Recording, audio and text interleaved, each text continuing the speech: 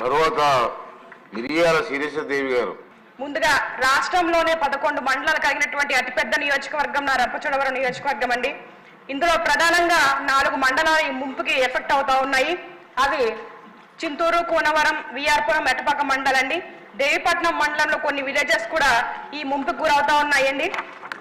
ప్రధానంగా main issue ఏంటంటే అక్కడ సబరి, గోదావరి సమన్వయం 2 కలవడం వల్ల ఈ మండలాలకు ఎక్కువ ఎఫెక్ట్ ఉందండి.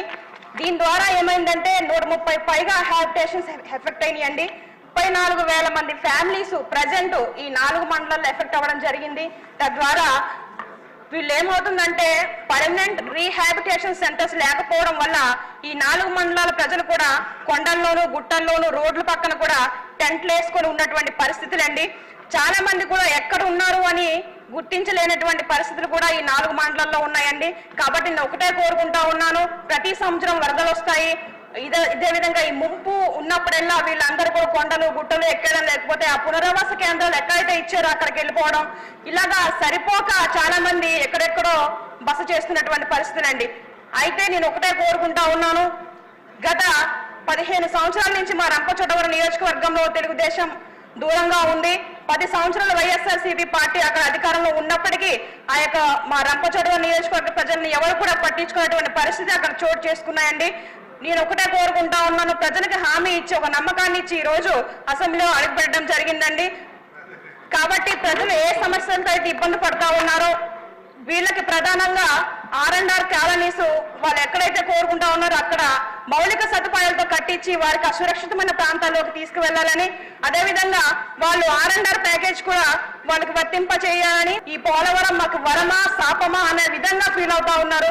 కాబట్టి ఈ ప్రతి సంవత్సరం ఉన్నటువంటి నరకం నుంచి నా ప్రజలను బయటపడించాలని, వాళ్ళకి ఏవైతే రావాల్సినాయో అవన్నీ కూడా ఇప్పించాలని మనస్ఫూర్తిగా కోరుకుంటా ఉన్నాను అధ్యక్ష. అంతేకాదు ప్రధానంగా ఈ వర్షాలు పడతా ఉంటే రోడ్డు పక్కన కొండల్లో ఉన్న వాళ్ళకి కనీసం మస్కిటో నెట్స్ కూడా అందించలేనటువంటి పరిస్థితి.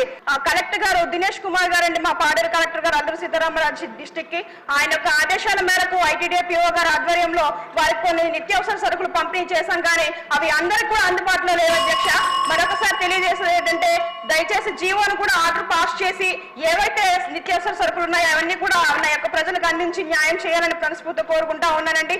ఇంకా ఇలా చెప్పుకుంటూ పోతే ఏజెన్సీ ప్రాంతంలో చాలా సమస్యలు అయితే గుట్టలుగా ఉన్నాయి అధ్యక్ష. మరొకసారి మీరు అవకాశం ఇస్తే అవన్నీ కూడా మీ యొక్క దృష్టిలో పెడతాను అధ్యక్ష.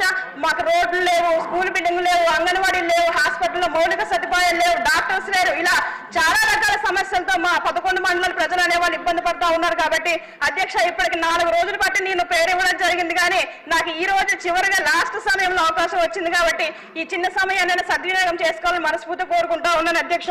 అంతేకాదు కాంట్రాక్ట్ బేసిక్ ఉద్యోగులు కూడా ఉన్నారు, వాళ్ళని కూడా TSCలో మీరు మినహాయిస్తారా ఇవ్వరా అన్న దానిపైన కూడా మీరు ప్రయారిటీ ఇవ్వాలని అధ్యక్షులు వారిని మరొకసారి నేను కోరుకుంటా. ఈ యొక్క అవకాశం ఇచ్చినటువంటి అధ్యక్షుల వారికి కృతజ్ఞతలు తెలియజేస్తున్నాను.